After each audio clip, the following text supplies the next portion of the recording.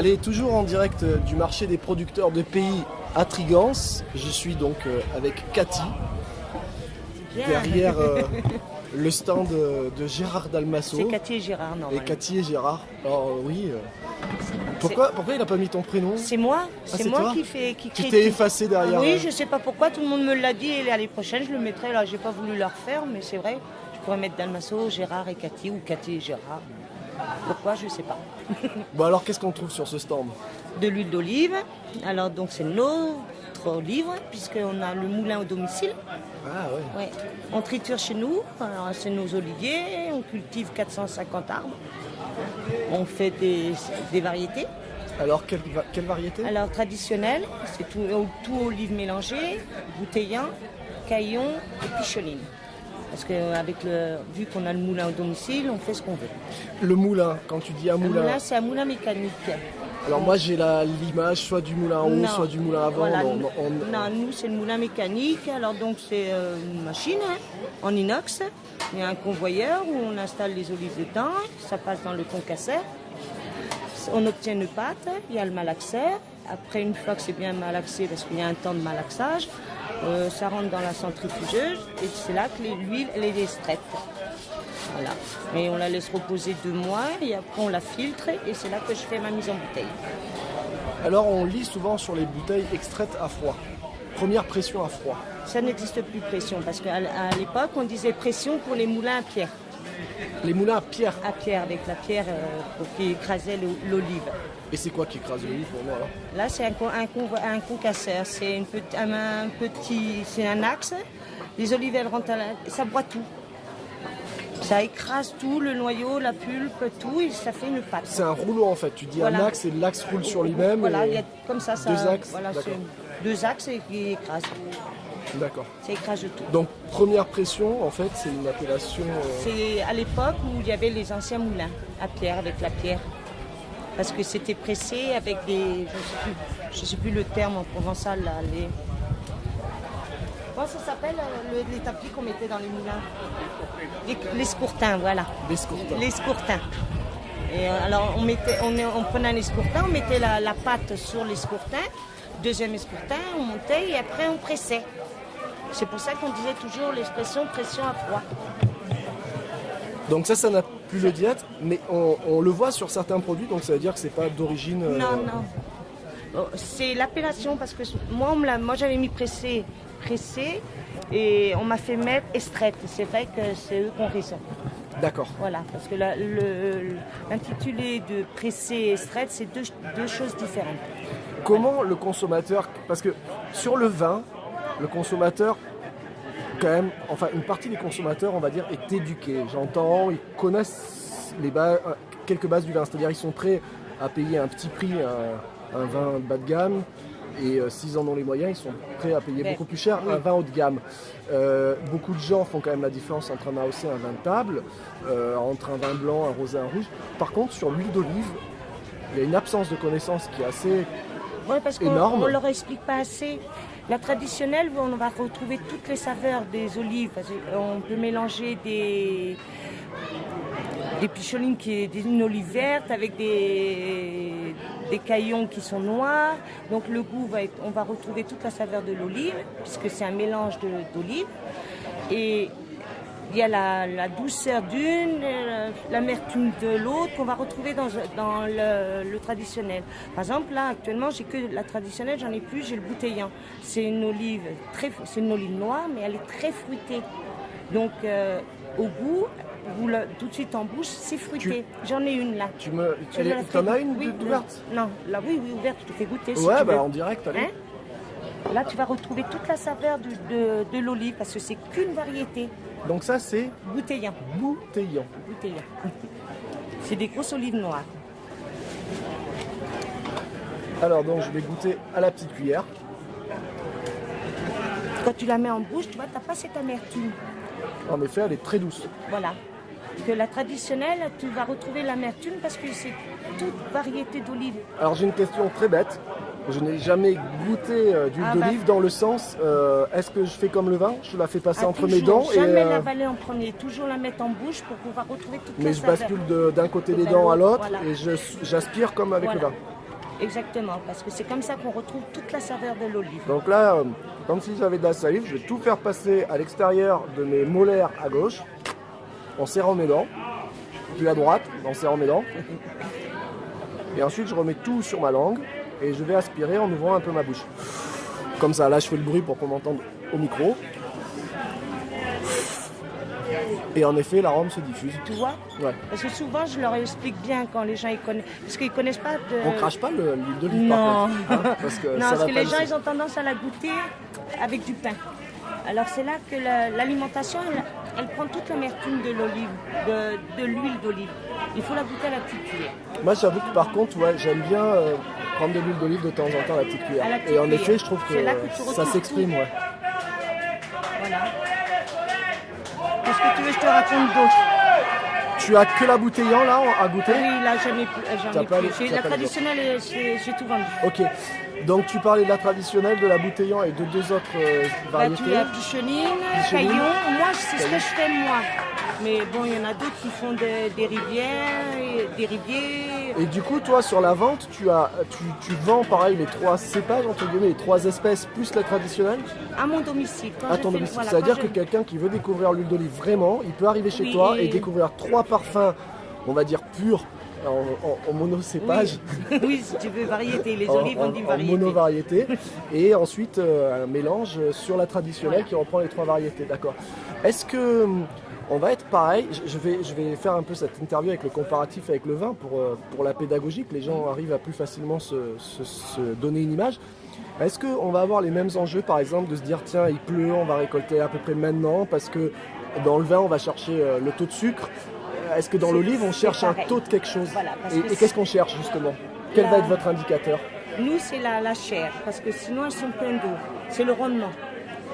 Donc plus elle est grosse et finalement... Non, ça ne veut rien dire. Ça veut rien dire Juste- du tout. La grosseur de l'olive ne veut D'accord. rien dire, ni la couleur. Ah, Voilà, c'est la variété. On parle toujours de variété et non de cépage. La variété, on va prendre une picheline. Si on la cueille verte, plus elle est verte, plus on va le retrouver dans la saveur de l'huile. donc ça va donner être quoi? amer, Un une goût amer. amertume énorme. Si on prend à maturité, c'est trop fruité, mais on ne retrouve pas l'amertume du picheline. Ça, il faut connaître les variétés. Moi, j'ai appris tout ça. Parce que comme on a la possibilité de le faire au domicile, donc on a fait des essais. Nous, on travaille 80 kg à l'heure, donc on fait un test sur 80 kg et on goûte notre huile. On la trouve pas bonne, on change. Combien de kilos ou de tonnes? Ben nous, ça varie parce qu'on n'a que 450 arbres. Nous, on peut travailler de 3 tonnes à 5 tonnes, 6 tonnes, ça nous est arrivé. D'accord. Voilà. Et sur l'arbre alors? Par exemple sur ta picheline, comment tu vas te dire là il faut récolter? Alors c'est à la maturité. Alors comment? Parce qu'on sait qu'il y a des variétés. La picheline se cueille, on va dire mi-novembre, fin novembre. On ne peut pas la cueillir plus tard parce qu'elle est trop mûre. Et, trop mûre, c'est pas encore la même saveur. Mais tu la goûtes sur l'arbre? Non, c'est bon. Ben moi, j'ai un mari qui est né dedans, quoi, avec. Et c'est une connaissance qu'ils ont que j'ai appris. Mais il a l'œil au il a toucher? l'œil, il À a l'œil. l'œil, Parce lui. qu'elle est flétrie, Oui. parce qu'au contraire elle est grosse. Plus elle est flétrie, mieux sera. Parce que si elle est pas flétrie, c'est qu'elle est pleine d'eau. Donc il n'y a pas d'huile. Donc la chair peut être plus ou moins épaisse, ça on s'en fout. Ça, on s'en fiche. Même la grosseur de l'olive, on s'en fiche. Ce qui compte c'est que plus elle est flétrie, Plus on a de l'huile et plus l'huile elle sera bonne. donc en fait vous allez attendre le flétrissage et après c'est un jeu avec la météo. Voilà, et s'il pleut, on laisse sécher. On laisse que comme on dit chez nous, le Mistral il passe dedans pour que ça assèche l'huile. Sauf si on rentre dans une série de pluie ou Depuis, sauf ben là, on si- est dans l'obligation de faire avec. Voilà. Donc on retrouve après les mêmes challenges que l'ensemble de l'agriculture. Aussi bien qu'avec le vin, parce qu'on est viticulteur aussi. D'accord, vous avez aussi des vignes. Oui. On emmène au cellier des Trois Collines. Et voilà, comme quoi c'est une grande famille. Voilà. D'accord. Au niveau des enjeux sur les maladies, sur les arbres, l'olivier, est-ce que c'est un arbre qui vient naturellement assez facilement ou est-ce que il y a des parasites qui sont Il y a des là parasites, et- mais bon, nous on essaye de faire une culture raisonnée. Ça veut dire que si on n'a pas besoin de traiter, on ne traite pas. Bon, si on nous conseille, surtout quand ils appellent ça l'attaque de la mouche, c'est-à-dire que c'est le ver, c'est piqué par une mouche et ça fait le ver. Donc là, on récolte rien. Donc on fait un traitement. préventif déjà. Voilà. Et vous allez traiter si vous voyez qu'il y a une attaque ou est-ce que vous piégez pour voir qu'il y a la mouche et avant qu'elle attaque? On piège. Une fois qu'il y a 2-3 mouches, là on fait un traitement préventif, une fois. Et après, en temps normal, ça suffit. On n'attend pas que l'olive soit piquée, quoi. D'accord. Et par rapport à un peu ces questions que j'ai posées tout à l'heure, il y a des gens qui s'inquiètent du fait qu'aujourd'hui, même s'il y a une espérance de vie longue, apparemment, il y a une prise de recul sur les produits phytosanitaires. Est-ce que vous, par exemple, quand vous traitez aujourd'hui, vous pouvez avoir une inquiétude vis-à-vis de vous-même ou est-ce que non, Non, vous parce pensez... qu'on prend quand même des précautions, parce que bon, on traite avec la combinaison, le masque. Mais bon, en plus, c'est de la bouillie bordelaise, parce que ça, en plus, ça fait partie du phytosanitaire bio. Hein. Donc, Et dans le manger après, si on se protège avec le masque, ça... Non, il n'y a pas de... Non, même pour... Puis on a des traitements, comme on dit tout le temps, 28 jours avant la récolte.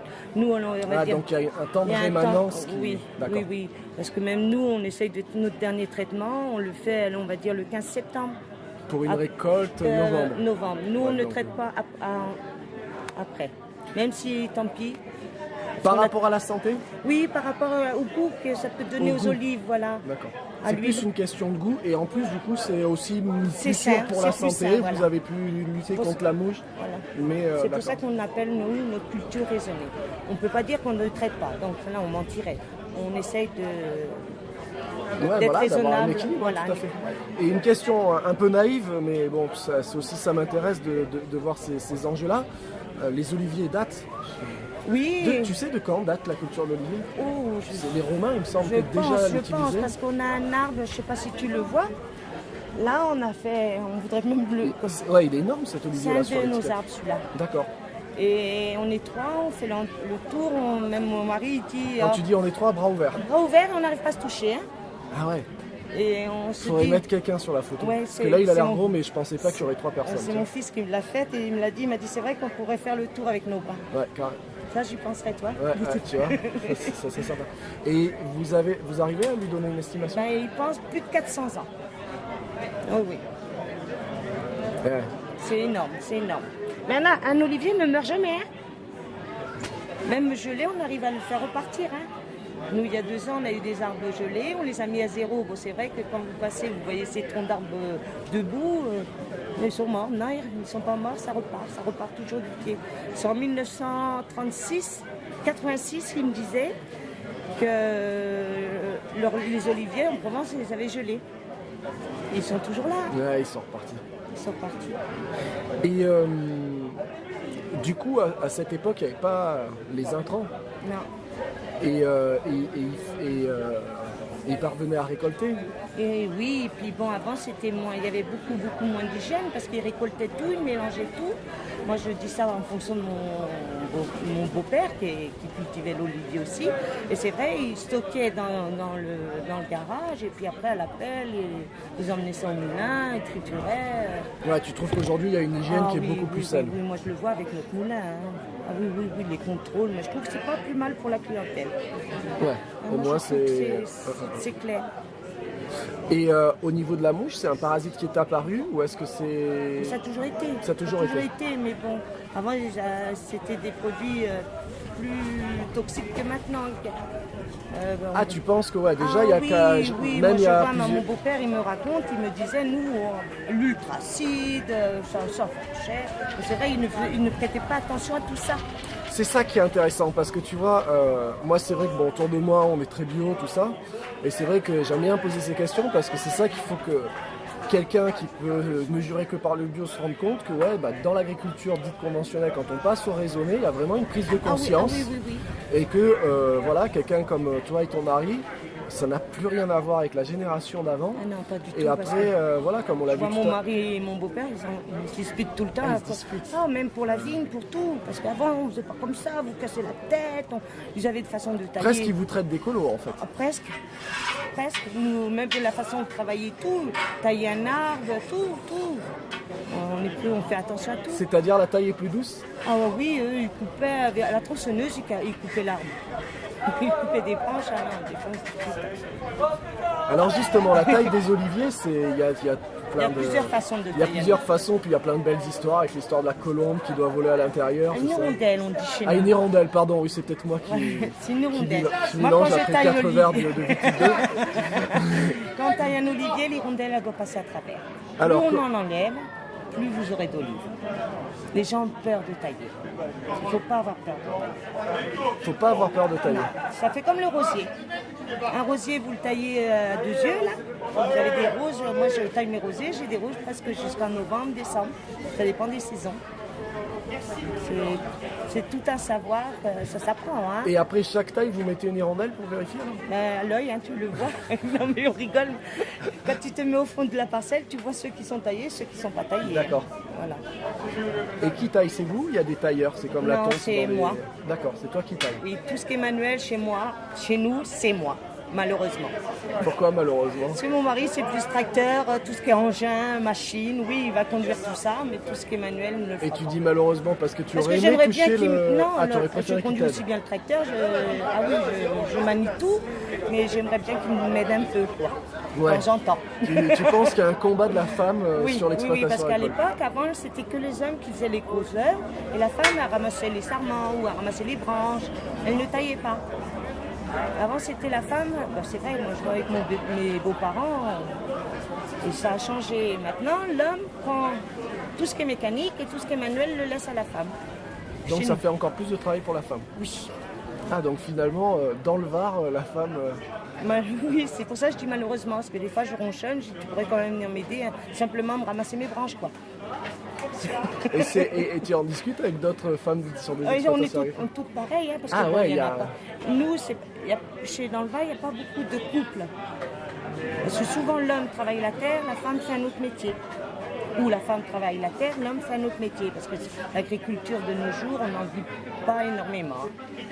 Donc Même c'est- dans le Var, qui même pourtant dans le est Var, est un territoire connu pour son agriculture. Voilà, c'est pour Et ça que nous, on est a un plusieurs territoire en plus cultures. touristique, donc avec une agriculture qui peut quand même assez facilement se valoriser en vente directe. Bon, toi tu dis qu'il y a quand même beaucoup de nous, c'est couples pour où ça madame que- travaille à voilà. l'extérieur et monsieur sur l'exploitation. Parce que nous, on a deux cultures justement, parce que moi, travailler ailleurs que dans la terre, non. Et donc ouais, les autres femmes qui travaillent sur l'exploitation agricole, dans les oliviers, vous vous retrouvez autour de ce discours que ça a évolué, que la femme se retrouve avec plus de tâches Ah oui, oui, manuelles. oui, oui, oui, oui. Oui, oui. Bah quand la grève des femmes, je sais pas, il y a des je sais discussions pas. syndicales. Mais bon, on aime ce qu'on fait, parce que sinon on le ferait pas. Hein. Ouais, bien sûr. On Ouais, il y se a aussi plaint, un on vivre se- dehors, voilà. mais On se plaint, mais bon. c'est une bonne guerre quoi. C'est une bonne guerre, voilà. Et justement, est-ce qu'aujourd'hui, par rapport aux enjeux économiques et à ce qu'on entend autour de la crise, etc., vous le ressentez au niveau de l'olive ou pas? Ou est-ce que du fait que vous êtes en vente directe, déjà est-ce que vous êtes uniquement en vente directe? En vente directe, et je fais que les marchés de la chambre. De la Chambre d'agriculture Oui, du Var, donc oui. marché festif ou marché saisonnier ou voire Que annuel? festif. Que festif. Voilà. C'est uniquement la Oui. vente et après à la Tout ferme. au domicile, voilà. D'accord. Comment vous communiquez sur le domicile? C'est C'est le bouche à le oreille. bouche à oreille. Vous faites voilà. pas de publicité Non, pas du particulièrement? tout. Pas du tout. D'accord. Parce qu'on n'a pas beaucoup de quantité, alors donc c'est Et pas la vu que le beau-père était déjà, Voilà, donc il y a donc, déjà les une gens, clientèle voilà, qui est là. connue, d'accord. Et donc c'est tout de la vente directe. Et du coup, est-ce que vous êtes impacté par le contexte économique aujourd'hui ou est-ce que non, du fait que vous faites un bon produit, vous parvenez à sortir votre épingle du jeu? Nous, on s'en sort, voilà. On ne peut pas dire qu'on se plaint, non. Bon, c'est vrai qu'on aurait plus d'oliviers. Parce qu'il faudrait investir plus grand, aussi bien un moulin. Donc, nous, on ne veut pas faire plus. À nous deux, on a assez de travail avec la vigne et les oliviers. Nous, on est occupés toute l'année, donc quand on ne fait pas l'olivier, on fait la vigne. Quand on ne fait pas la vigne, on fait l'olivier. D'accord. Voilà, donc à deux, ça suffit, je crois. On a 10 hectares de vigne et 450 arbres. Vous créez de l'emploi, vous prenez des salariés en Non, saison? j'ai 2 garçons. D'accord. Je les exploite un peu. D'accord. Voilà. Mais on ne peut pas, financièrement, on ne pourrait pas. Ouais, financièrement, ce serait pas jouable. Non, parce Il y aurait le travail, mais il n'y a pas les Il y aurait le l'argent. travail, mais on ne pourrait pas. Avec D'accord. les charges, avec tout ça, on ne pourrait pas. Alors, une dernière question sur l'huile d'olive que beaucoup de consommateurs se posent. Pourquoi l'huile d'olive artisanale a un prix quand même plus important Ben, que l'huile d'olive qu'on peut trouver dans la grande surface? moi, je pense qu'elle n'est pas trop onéreuse. À combien tu es là? Tu Moi, peux nous donner un voilà, indicateur? moi, je fais le litre à 13 € Donc je D'accord. pense que mais il faut dire que j'ai pas trop de frais parce que j'ai pas de magasin. Les étiquettes, c'est moi qui les crée. Je fais ma mise en bouteille parce que je comprends des fois les moulins où on la trouve à 18, 20 euros. Ils prennent une mise en bouteille, ils se font imprimer les étiquettes. Donc tout ça, c'est un coût. Donc c'est reporté sur le litre. Nous, on essaye de tirer les prix et encore, on compte pas nos heures. Hein. Voilà. Bah, tu aurais une idée de combien tu es payé à l'heure? Moi, je sais même pas si on serait payé. Si on a essayé avec notre mari, parce que des fois on est fatigué. Si on arrive à 6-7 euros de l'heure, on serait content. Quoi. On serait content. Tu as à peu près quel âge, si c'est pas indiscret? 50 ans. 50 ans, voilà, c'est pour que les gens prennent conscience. Voilà, 50 ans. Et s'il faudrait le faire jusqu'à 60, tant que je peux, je pense que je le ferai. Et du coup, pour revenir à ce prix d'olive, c'est quoi qui fait le prix? Ce qui fait le prix, qui justifie le prix. Bon, nous, personnellement, c'est beaucoup le travail. Parce qu'on a réfléchi à tout ça avant de mettre notre prix. Parce que bon, on utilise beaucoup, parce que nous, on essaye d'avoir des oliviers propres. Donc, on boit, on a un broyeur, on a une tondeuse, on a la débroussailleuse. C'est le temps de travail. Quand tu dis on broie, qu'est-ce que vous broyez? C'est l'herbe. Parce que nous, on D'accord. essaye d'avoir une culture raisonnée. Donc, c'est tout enherbé ou griffé. C'est-à-dire le sol n'est pas laissé à nu. Il n'est pas laissé à nu. Il est à nu pour mettre les filets, en fonction que les sols soient plats. Il n'y a pas d'herbe. C'est-à-dire les filets, c'est pour la récolte. Hein. Pour la On fait récolte. tomber Je vais trop vite peut-être. Je te suis, mais c'est important Oui, que oui. les gens qui ne connaissent Voilà, pas parce du tout que puissent c'est vrai comprendre. Donc on va en fait mettre les filets sous l'olivier pour que les olives tombent dedans. naturellement, ou il faut un peu secouer Non, nous, l'arbre? on a un peigne, on appelle ça un peigne électrique. C'est qu'on a adapté sur le sécateur électrique pour la vigne. Et qu'on peigne l'olivier pour que l'olive tombe dans le filet. D'accord. Une fois qu'on passe à un autre arbre, on ramasse, on met en caisse. Et le soir, on ramasse nos caisses et on effeuille Donc là, à ce moment-là, il faut que le sol soit nu pour que ça gêne pas. pour avoir un excellent travail. En dehors de cette période-là, le sol est enherbé. Enherbé ou griffé. D'accord. Griffé, c'est retourner la terre. Ah, il y a une... D'accord. Oui. Donc c'est le temps, tout le temps. Bon, il y a eu un peu l'investissement pour nous, l'investissement du moulin. Parce que bon, avec les normes, on est obligé de faire un moulin. Nous, on l'a installé dans notre garage, avec évacuation d'eau, rinçage. Donc c'est un petit coup. On arrivera à retomber sur nos paye. C'est un investissement sur combien de temps à peu près? Ben, nous, on se donne 6 ans. 6 ans. Ouais, donc c'est quand même conséquent. Mais bon, on en est fiers maintenant parce que on peut dire que c'est les nôtres.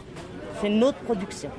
Et pour finir donc sur ce prix, donc le consommateur va payer un peu plus cher ton huile d'olive, mais quel sera ton argument? Qu'est-ce que tu vas lui dire pour le convaincre?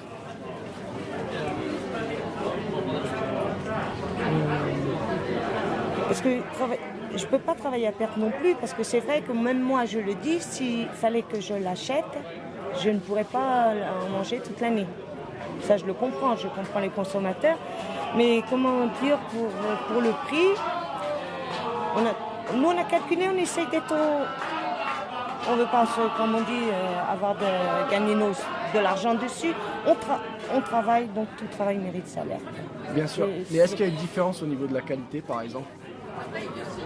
Que ça soit chez moi ou chez quelqu'un d'autre. Peut-être pas chez un autre artisan, mais entre l'huile d'olive de grande distribution qu'on trouve sur les rayons parce à que, 9 euros et un parce autre que artisan qui sera de toute j'arrive façon à ton prix à peu près. Hein. Oui, c'est parce que bon, ils ont, pour dire qu'à côté de l'Espagne, c'est vrai qu'ils ont des millions d'olives. Donc le prix déjà de l'olive, même que l'achat d'un olivier, c'est pas le même que chez nous. L'investissement n'est pas le même. Donc, Mais tu trouves une différence au niveau du goût? moi, je dirais oui, parce que nous, les variétés qu'on peut planter dans la région sont quand même plus fruitées qu'ailleurs. Voilà. Parce qu'on n'a pas du tout les mêmes. Ça fait comme le raisin. On n'a pas du tout les mêmes variétés en Espagne, en Italie que chez nous, en Provence. Donc ce qui fait que pour le consommateur, oui, il y a une différence de prix, mais il y a une différence de goût. On va retrouver un goût plus fruité, Ah oui, nous, on a des qui oliviers. sera particulier à la Provence. Voilà. Et et ça ne se trouve qu'ici, la main-d'œuvre à un certain prix. Toi, déjà, tu te payes moins que normalement un SMIC horaire. Voilà. Donc, à partir de là, finalement, pour ce goût-là et pour la responsabilité qu'il y a derrière cet achat, Oui, parce que c'est quand même un suivi, parce que bon, il y a quand même un travail sur un olivier. On ne cueille pas que les olives. Il faut le tailler. ouais, il y a tout l'entretien. Il y a tout En fait, l'entretien. on n'achète pas que l'olive. Non, il y a tout. On achète tout. Finalement, à chaque achat, on parraine un olivier. On pourrait presque mettre le prénom des gens. C'est vrai, c'est le travail de l'olivier, parce que déjà, si on vient planter les oliviers, là, nous, cette année, on a pris la décision d'en planter 300. Mais on ne va pas récolter avant 5 ans. Donc, il y a l'investissement, l'entretien, la formation des arbres, il y a tout joue. L'investissement du foncier, si Tout. nécessaire. On a acheté 1 hectare de terre justement pour pouvoir planter. Voilà, donc il y a tout. Donc, comment expliquer le prix, je ne sais. Ouais, finalement, le consommateur achète tout ça aussi. Eh Il oui, achète oui. le fait qu'il y ait des oliviers. Oui, parce que sinon, bon, ben, c'est vrai que s'il n'y a pas des gens comme nous qui allons faire ce travail, Si les gens n'achètent pas, il n'y a plus d'oliviers dans le paysage. il n'y a plus d'olivier. C'est ce qu'on dit. C'est pas quand on achète une carte postale qu'on favorise la culture d'olivier, c'est quand on achète l'huile d'olive en Provence. L'huile d'olive qu'on peut On peut en faire des cartes postales on peut en faire des cartes postales. et voir des hirondelles. Voilà. Merci beaucoup Cathy pour ton Merci. témoignage. Allez, on va continuer. Sous ce soleil et ce beau vent, des jolis témoignages, on apprend plein de choses. Et puis on va continuer tout à l'heure.